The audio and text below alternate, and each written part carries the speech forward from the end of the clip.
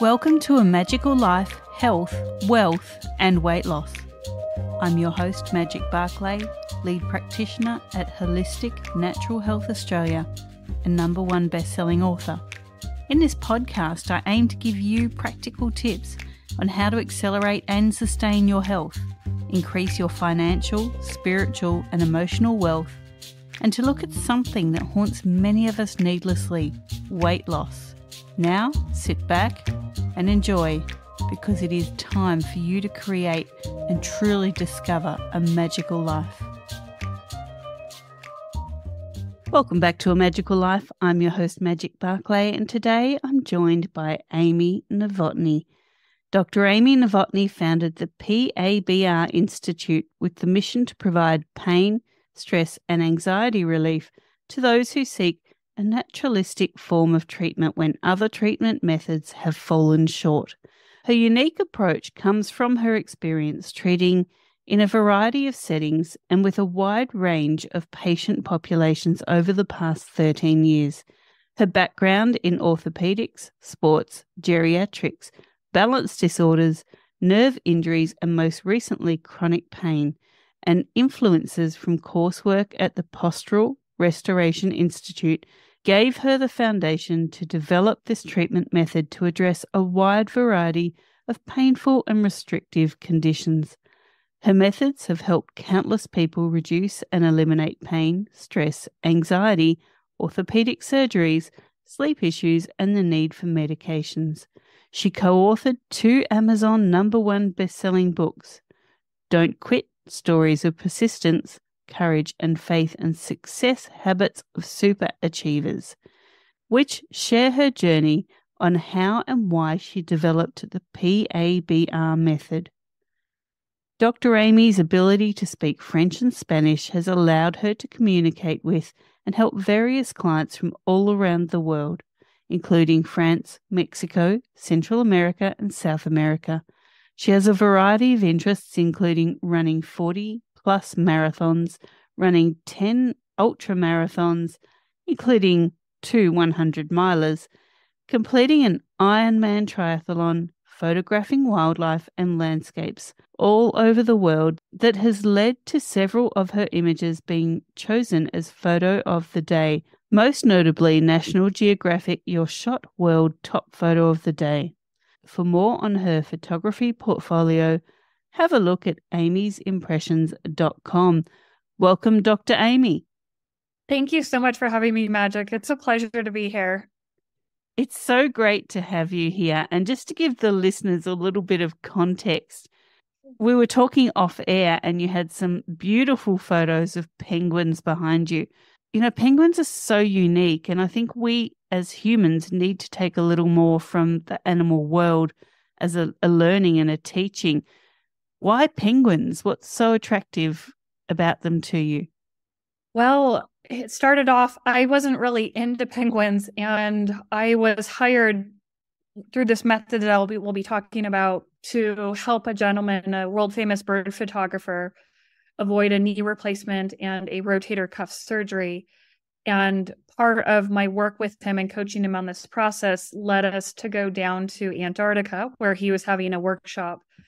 And while I was there, I absolutely fell in love with these magical creatures. And I was able to see the harsh conditions they must withstand on a yearly basis. And they still raise their chicks, they thrive. And so if you look them up and kind of the symbol that they stand for, it's rebirth against adversity, strength against adversity. And so because of that and my love of watching and observing them for 30 hours, I actually use that now as a symbol for my company because it's what I want others to achieve. And I just found I was so amazed by them. So why not use that as a way to communicate what I want to get for other people? I love that. Okay, Dr. Amy, I ask all of my guests the same 3 questions, and everyone gives me different answers. Your first one is around health, and that is, what can your expertise do to accelerate health? Not just physical, but also emotional and spiritual health. Sure. So the process that I teach people of calming down the fight or flight nervous system helps people both physically, mentally, emotionally, and even in a performance way. I work with a lot of entrepreneurs and business owners so that they can think better, have more focus, attention, be able to analyze, create. But so much of our health is determined by our physical status and how well we control this nervous system, since all body organ systems are affected by it. How you sleep, your cardiovascular, your endocrine system, everything is affected. So the work that we do encompasses all of that and can provide many benefits. And sometimes I don't even have in my radar some of the benefits, but my clients will tell me what they are after the fact. Great. And we talk about wealth as well. People think wealth is just the financial. Certainly, what's in your bank account, what's in your wallet. Wealth can also be personal and emotional. So what would be your top 3 tips to creating wealth? Sure. So for me, the top number 1 is feeling good in your body and feeling as though you're making decisions on a daily basis that promote your body feeling good. Because if you have the ability to feel good in your body, you're going to impact other people in a positive way, whether it's part of your job, your business, or just even your interactions. So just feeling good in your body and choosing correctly for your health is, I would say, is the number 1. But closely related to that is emotional wealth, I would say. Often when we're growing up, we're not always taught emotional skills and how to regulate our emotions. And that can make or break you. And it makes or breaks you in the physical world, the financial world, the business world, the career world, all of those aspects of our lives. So learning how to have the ability to modulate your emotions. And by that, I mean, not that you hold in your emotions, but that you allow them to be expressed and you're okay with understanding your response to something and learning how not to be emotionally reactive unless the situation dictates it.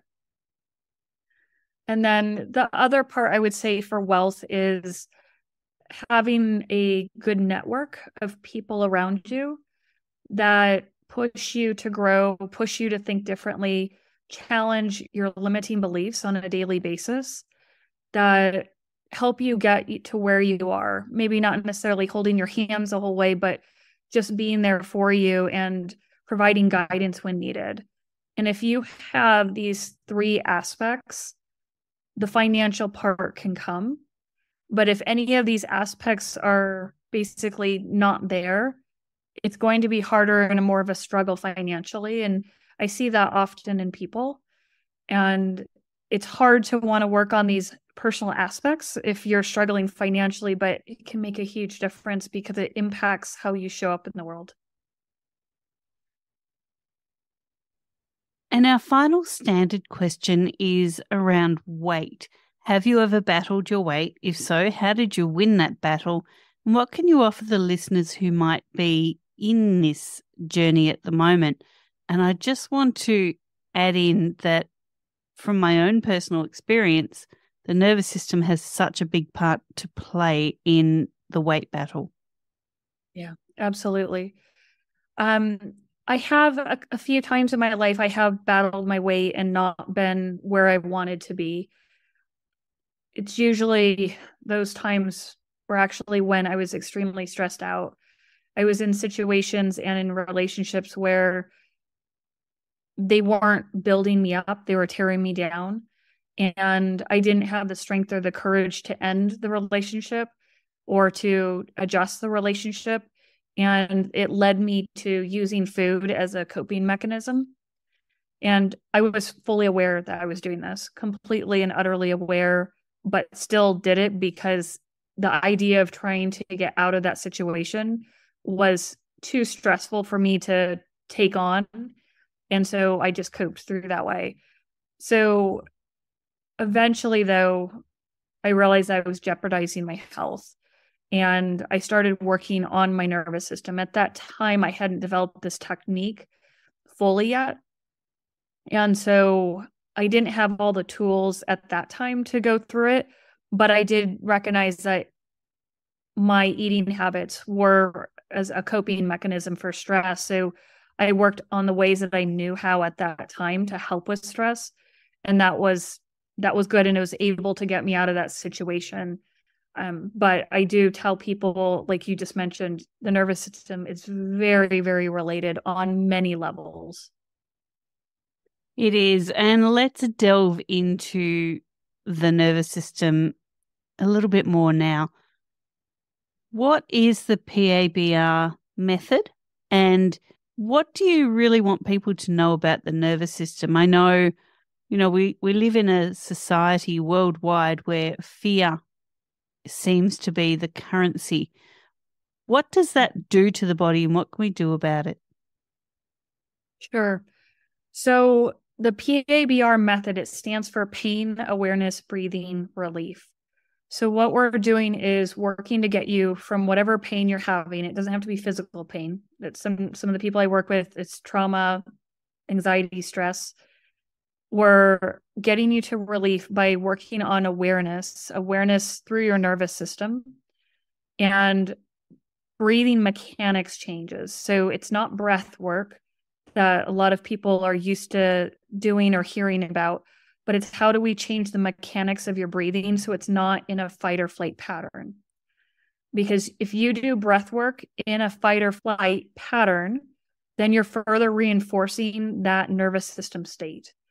So we have to work on getting your nervous system to calm down and change your breathing mechanics so that your state can change. And I'll explain that a little bit more. So when we talk about the nervous system that we're talking about, it's the autonomic nervous system, and there's different components to it. There's the parasympathetic, which is relaxation, digestion, rest, and repose. There's the enteric nervous system, which is your gut and your digestion. And then there's the sympathetic, the fight, flight, freeze, and fawn. Fawn meaning people pleasing or trying to lessen the danger by accommodating to the danger. So with the fight or flight nervous system, and we had talked about this a little bit beforehand, just how we seem to have this dominance in this system. And so what we want to do is give people control back over their body so that they can release from being in that nervous system. And what we don't know is how we hold our body, the actual physical way we hold our body can stimulate that fight or flight nervous system. And this isn't talked about in many different aspects of the health and wellness world because it's not really known or studied. But I just want to go over, is it okay if I go over a little bit of kind of the details of it to help it make more sense? Please do. So that fight or flight nervous system lies along our spine in our back. The more that we follow the advice, chest out, shoulders back, suck up your gut, the more our back muscles kick in to physically stimulate the fight or flight nervous system. An example of it is if you're super tired and you decide, oh, I'm going to yawn and stretch. What we do is we put our arms up in the air, we bend our back, we lean back, we yawn and we stretch. And you're like, oh, okay. And then you feel more awake. So what you're doing is you're taking your back muscles, stimulating the fight or flight nervous system to waken you up because you're sleep deprived. Unfortunately, though, the way we hold our body and we're told to suck your gut in, lift up your chest, pull your shoulders back, and exist that way, you're putting your body in a continual fight or flight state and continual stimulation of the fight or flight nervous system. When that happens, you cause a physiological change in your body where the muscles start to contract without your awareness.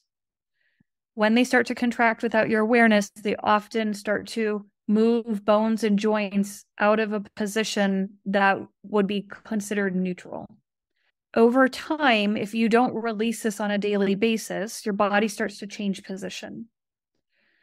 The other problem is as soon as you do this with lifting your ribs up and sucking your gut in, you decreased support for your diaphragm. So when you go to inhale, you breathe in and you can feel your chest lift up, your shoulders lift up. You can feel possibly your back arches, your head lifts up. So if you feel your ribs lift up when you breathe, you know you're not fully using your diaphragm. So this goes against this idea that diaphragmatic breathing is belly breathing, because we don't want to shove our belly out to breathe. We want to draw air into our lungs to breathe. So by going into this posture that's often taught to make us look good, we're actually putting our body in a state of fight or flight and our breathing mechanics in the state of fight or flight, which wreaks havoc on our body. And this can truly impact all of our interactions, our health organ systems, and everything.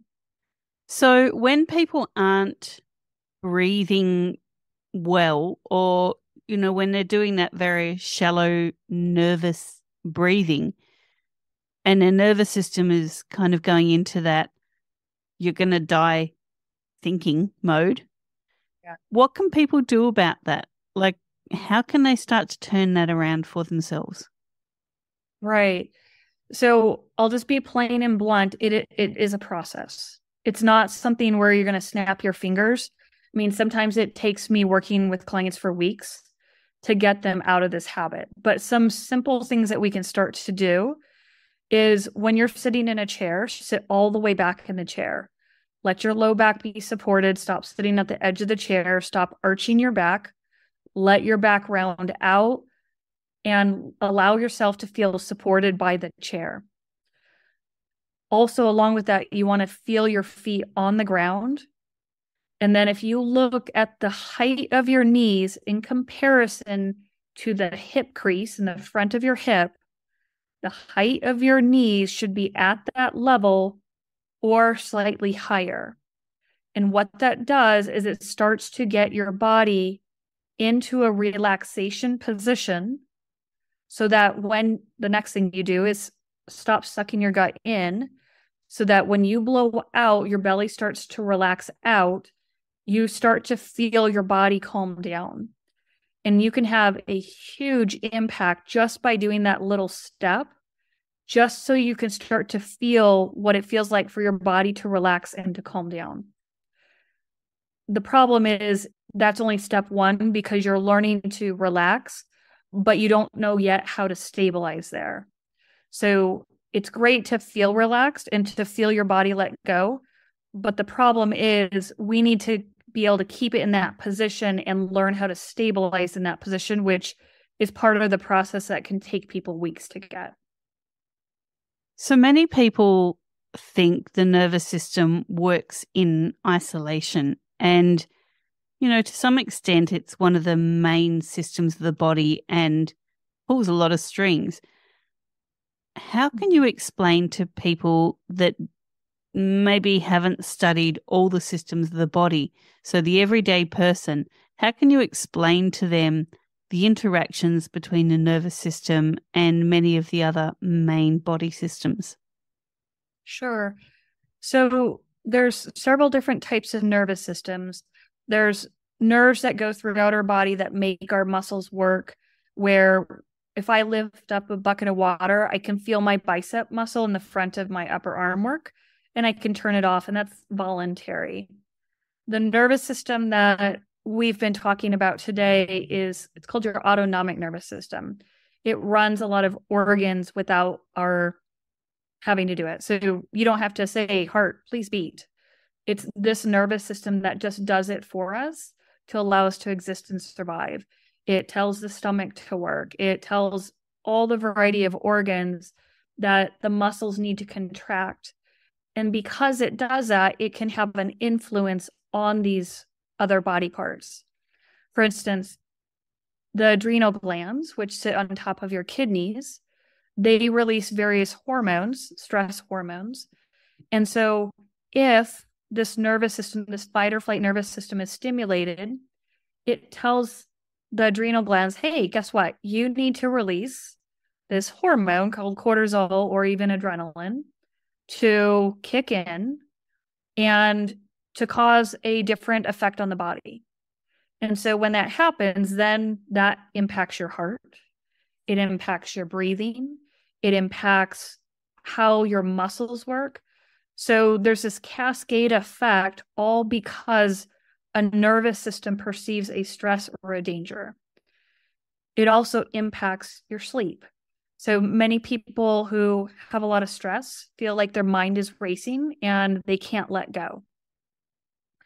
And the problem with that is if they can't let go, then they can't get sleep. And then they get into a cycle where their nervous system gets ramped up.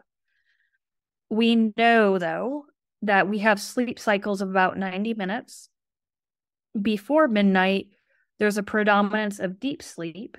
After midnight, there's a predominance of REM sleep. When deep sleep is more predominant, that's also when your body shifts from a fight or flight state into a parasympathetic state. So all you night owls, I really encourage you getting to bed before midnight so that your body can learn how to calm down, because that's when our body likes to shift over. So in my practice, I talk to people a lot about the PNEI system, P being the psycho, N being neuro, E being endo, and I being immune.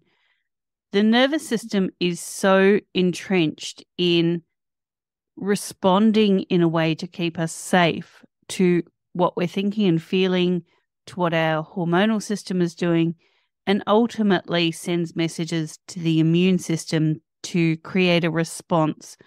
If someone finds themselves in a state of chronic stress, and let's face it, that's a lot of people around the world, how can they head off this pathway, the PNEI pathway?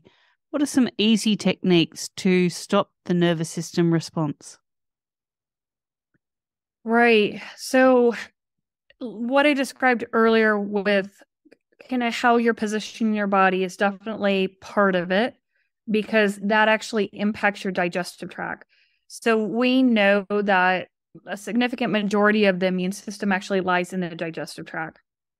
We have a gut microbiome where you have flora and fauna that are working hard to absorb nutrients. So things that help promote that will always be beneficial for your nervous system. So simple things like looking at the foods you eat and working to avoid inflammatory foods like dairy, gluten, sugar, caffeine. We want to try to minimize those as much as possible because it's going to help the gut heal. And eating a wide variety of plant foods, herbs and spices, they give our immune system a great boost. So things like that, getting sleep before midnight, well before midnight, also helps convert the nervous system over, and sleep helps boost our immune system as well. It allows for more digestion. So it's a combination of factors. Movement as well. We need movement. Our nervous system calms down when we have something called reciprocal movement. That means our body is alternating and moving back and forth. So when we walk and our left leg goes forward and our right arm goes forward, that is reciprocal and alternating. And then you step forward with the right leg and the left arm swings forward. Same thing with running. That's why you see a lot of people who are stressed go out for runs, because it forces two things. It forces them to breathe, and it forces them to do reciprocal motion that helps move them and calm their nervous system down. So there's many different ways where you can physically help your body. Now, psychologically, part of the process that I teach is calming the nervous system down, but there's a psychological component where you're learning to release different areas in your body from their physical hold on you. So areas such as the armpits, the front of the hips, the breastbone area, the base of the breastbone area. These are all areas where we guard and we store emotions from our past. So learning to physically free up these areas and release them can go a long ways to helping psychologically, as well as obviously working with a professional if you've had any type of trauma or anything, or just even if you haven't, but you want to speak with someone that helps you develop some type of emotional fortitude or mental fortitude where you're working on how to release from daily stresses or something from your past. So there's many ways that we can take action where we're calming down the nervous system that really promotes our health. And what's nice is when you affect the nervous system, you're affecting multiple body systems, which is always a great way to have quicker change in your life. Now, we've covered a lot today, and I just want to ask, is there something that we haven't mentioned that you feel the listeners need to hear? Yes, actually, I think this was related to aging. Aging is always a sensitive topic with people, and there's this fallacy out there, at least in my opinion, because I've seen differently, that when you get older, that means you're going to get some type of ache or pain. And I tell people it's not the age that creates it, it's the amount of stresses that create it. Arthritis does not mean pain. Arthritis is a degeneration of cartilage. And what happens is as people have stresses over their life, their muscles activate without their awareness, kind of as I was describing earlier. And when that happens, it starts to pull on muscles and bones and joints. And when over time, that pull of muscles, bones, and joints, they start to shift position, and we start to get our bones and joints out of a position that would be considered what they had maybe as a child that was free-flowing and playful. Over time, as the joints start to change positions, you start to get maybe aches and pains. And often it happens one day you wake up after something very stressful and all of a sudden you have a pain somewhere in your body and you wonder, where did this come from? I didn't do anything. And so people will go to a doctor, a physician, and have an x-ray. They're told it's arthritis and be given either medicine or surgery or some type of injection. And I say, what if we instead teach you how to calm down the nervous system so it releases the muscles and the joints that were being held in an abnormal position? And I see this all the time. As soon as someone learns how to control their nervous system and calm themselves down, they can get rid of pains that were attributed to arthritis and avoid surgeries. It's so powerful. And then once they can do that, they can continue to apply it. Because this nervous system release that I'm talking about, we want it to happen on a daily basis. Otherwise, your nervous system learns to hold you in a different pattern, and it will continue to do so until it's taught differently. So if we start thinking about our aches and pains as something that we have taught to our nervous system, then that gives us the power to change it and to change our life. So I just wanted to clarify that or bring up that point because it's a different it's a different perspective, and it teaches people, guess what? You have a lot more power than simply the number of birthdays you've had. 100%. What a great message. Now, before I let you go, we love freebies here. What can you offer the listeners and where can they find it?